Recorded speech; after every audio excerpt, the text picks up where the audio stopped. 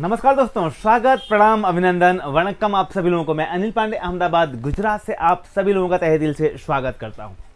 दोस्तों, मैं लेकर आया हूं आज आप सभी लोगों के लिए एक खूबसूरत सा वीडियो। और आज के इस वीडियो में हम समझने का प्रयास करेंगे इस 65 इंच के सेट के बारे में। दरअसल में जो बड़े सेट होते हैं ना, उसको लेकर काफ़ी कन्फ्यूजन होता है कि कहीं इसमें बहुत ज़्यादा कंपोनेंट या बहुत ज़्यादा सर्किटों का समावेश तो नहीं है, कहीं ऐसा तो नहीं है कि इसमें कुछ जटिल संरचना है जो हम नहीं समझ पाएंगे। तो दोस्तों, इन्हीं सारे कन्फ्यूजन को दूर करने के लिए मैं आप सभी लोगों के बीच में आज का वीडियो लेकर आया हूं। तो देखें, ये एक 65 इंच का सेट है। आप देखें, यहाँ ये मदरबोर्ड है, उसके बाद आप देख पा रहे हैं यहाँ पावर सप्लाई है, यहाँ देखें ये टिकोन बोर्ड है, साथ में इसकी बात करें तो ये इन्वर्टर बोर्ड है। और मैं अपनी ट्रेनिंग में आप लोगों को बताया भी हूं ज़्यादातर कि 4 सेक्शन ही दिखाई देते हैं। अगर एलईडी के बैक कवर को खोलेंगे तो आपको यही 4 बोर्ड दिखाई देते हैं, और इन्हीं 4 बोर्डों के बारे में हम पूरे क्लास में पढ़ते हैं। इसके बाद पैनल भी होता है और साथ में बैकलाइट भी होता है। अब चूंकि बैकलाइट का हिस्सा यहाँ दिखाई नहीं देगा, लेकिन जो सर्किट की बात करें तो यही 4 सर्किटें होती हैं। अब यहाँ बताना ये चाह रहा हूँ कि आखिर इस सेट में ऐसा क्या है कि ये दूसरे से थोड़ा सा अलग है। क्या इसमें है जो दूसरे सेटों से इसको भिन्न करता है। तो देखें यहाँ पे, यहाँ आप देख पा रहे हैं जो इन्वर्टर, जो टिकोन बोर्ड है, टिकोन बोर्ड में आप देखें यहाँ 2 एलवीडीएस है। अब 2 एलवीडीएस अगर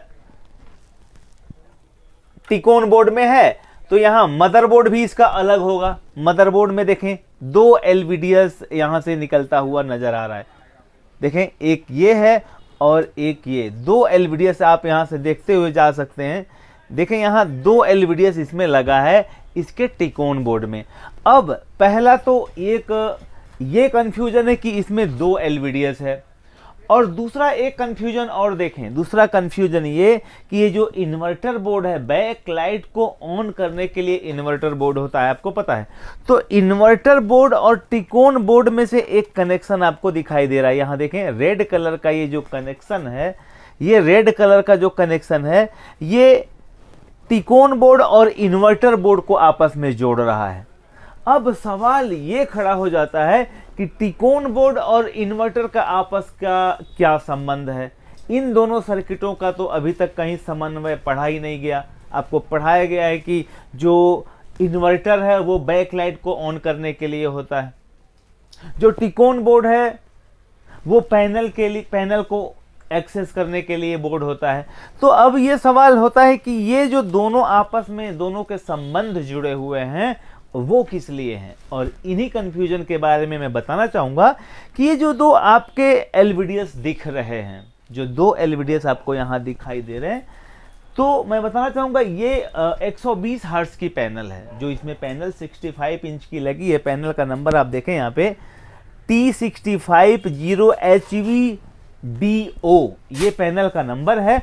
और ये 65 इंच की पैनल है, तो जो इसमें पैनल लगी हुई है वो 120 हर्ट्ज की पैनल है। अब 120 हर्ट्ज पैनल अर्थात क्या? दोस्तों, मैं बताना चाहूंगा कि जो पैनल डिस्प्ले जो होती है ना, वो किसी न किसी फ्रीक्वेंसी पे काम करती है। तो जो पैनल इसमें लगी है वो 120 हर्ट्ज पे काम कर रही है। अमूमन 50 हर्ट्ज और 60 हर्ट्ज की पैनलें होती हैं जो नॉर्मली आती हैं, लेकिन ये 120 हर्ट्ज पे काम करने वाली पैनल है। तो जाहिर सी बात है इसकी क्लियरिटी एकदम बेहतर होगी। और दूसरी बात एक और यहां स्पष्ट कर देना चाहूंगा, 120 हर्ट्ज का ये मतलब बिल्कुल नहीं होगा कि ये 4K की होगी, क्योंकि 120 हर्ट्ज वाली पैनल 4K में भी आती है और 2K में भी आती है, और ये पैनल 2K है, फुल HD की पैनल है और 120 हर्ट्ज की पैनल है, और इसीलिए इसमें 2 एलवीडीएस आपको दिखाई दे रहे हैं। अब ये कन्फ्यूजन तो क्लियर हो गया 2 एलवीडीएस वाला। परंतु अब बात करें इन दोनों कनेक्शन के बारे में। इन्वर्टर और टिकोन बोर्ड को जो जोड़ रहा है, इससे यह स्पष्ट होता है।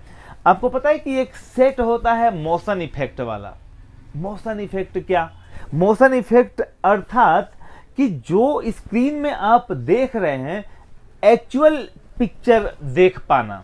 मतलब अगर आग लगी है तो आग लगने की नेचुरल सीन आपको दिखाई देगी। बारिश की बूंदें टप टप गिर रही हैं तो एक्चुअल बारिश की बूंदों का एहसास होगा आपको स्क्रीन में, और इसे कहते हैं मोशन इफेक्ट।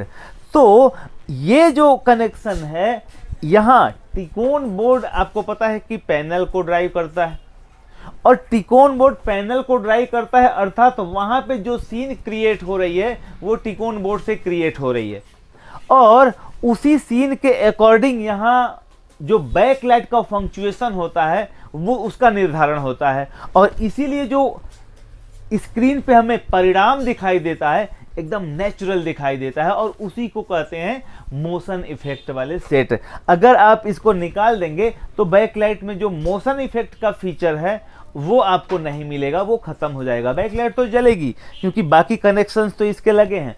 और दूसरी बात यहाँ बताना चाहूँगा, यहाँ देखें ये जो बेल्ट है, आपको मैं यहाँ खोल के दिखाना चाहूँगा।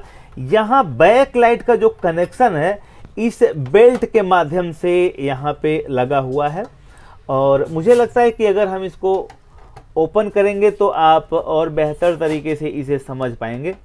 क्योंकि दोस्तों कन्फ्यूजन होता है बड़े सेटों को लेकर के कि बड़ा सेट मतलब बड़े सर्किट, बड़े टेंशन, बिल्कुल नहीं। देखें यहाँ आप देख पा रहे हैं ये सारे कनेक्शन बैकलाइट के हैं। 1 2 3 4 5 6 7 8 बेल्ट लगे हुए हैं, और ये इन्वर्टर बोर्ड है पूरा। यहाँ देखें ये इनपुट और BL ऑन का जो सीक्वेंस है उसके लिए ये दोनों वायर जिम्मेदार हैं, और वहीं पे मोशन इफेक्ट के लिए आप यहाँ देखें ये वायर जिम्मेदार है। तो ये कनेक्शन निर्धारित करता है इस सर्किट में जो मोशन इफेक्ट का फीचर है उसके लिए। अब चलें यहाँ आपको टिकोन बोर्ड भी खोल के दिखाने का प्रयास करूँगा। देखें इसका टिकोन बोर्ड। इस टिकोन बोर्ड में आप देख पा रहे हैं ये दोनों LVDS के कनेक्शन लगे हुए हैं, एक छोटा है और एक बड़ा। और हालांकि इस पे अलग से अगर मदरबोर्ड डालना हो तो भी बहुत आसानी से मदरबोर्ड डाल सकते हैं, उसके लिए बीच में एक कन्वर्टर लगाना होगा। अब यहाँ इसे क्या कहते हैं, इसे FFC बेल्ट कहते हैं। ध्यान रखिएगा, फ्लैट फ्लेक्सिबल केबल इसको कहते हैं। 4 FFC बेल्ट के माध्यम से ये टिकोन इस स्केलर PCB के साथ कनेक्ट है। तो ध्यान रखें इसे FFC बेल्ट कहते हैं, और उसे इस केबल को LVDS केबल कहते हैं। और मोशन इफेक्ट का जो फीचर है वो आप देखें यहाँ से यहाँ जुड़ा हुआ है। अब अगर इसमें आपको दूसरा मदरबोर्ड डालना हो तो क्या करेंगे? एक सवाल यहाँ खड़ा होता है कि अगर इसी सेट में दूसरा मदरबोर्ड डालना हो तो आप कैसे डाल पाएंगे? क्या संभव है? क्योंकि दोस्तों हमारे पास जो सेट है इसमें कोई दिक्कत नहीं है, बैकलाइट की प्रॉब्लम थी वो हमने रिप्लेस कर दिया। लेकिन अभी ये मदरबोर्ड सपोज खराब हो जाता है तो क्या इसमें दूसरा मदरबोर्ड बिठाया जा सकता है? और अगर बिठाया जा सकता है तो उसके लिए हमें किन किन परिस्थितियों से गुजरना होगा, ये समझने वाली बात है। क्योंकि हमारे मदरबोर्ड में 2 LVDS लगने के तो ऑप्शन ही नहीं होंगे, खाली एक ही LVDS लग सकता है। तो मैं बताना चाहूँगा कि अगर इस तरह के सेट आपके सामने आते हैं तो उसके लिए होता है एक अलग से कन्वर्टर। मैंने आपको कई वीडियो में बताए हैं उस कन्वर्टर के बारे में कि वो कन्वर्टर यहाँ लगा करके फिर आप उसमें सिंगल LVDS वाला मदरबोर्ड डाल सकते हैं। तो इस सेट में अगर मदरबोर्ड खराब हो जाता है तो उसमें हम कैसे अपना साधारण मदरबोर्ड या एंड्रॉयड मदरबोर्ड डालेंगे, उसके बारे में जानने के लिए आप देखें इसके बाद वाला वीडियो। क्योंकि इसके बाद वाले वीडियो में मैं इसमें मदरबोर्ड बिठाने के लिए अलग से एक्सटर्नल सर्किट कौन सी लगाई जाएगी वो ज़रूर बताऊंगा।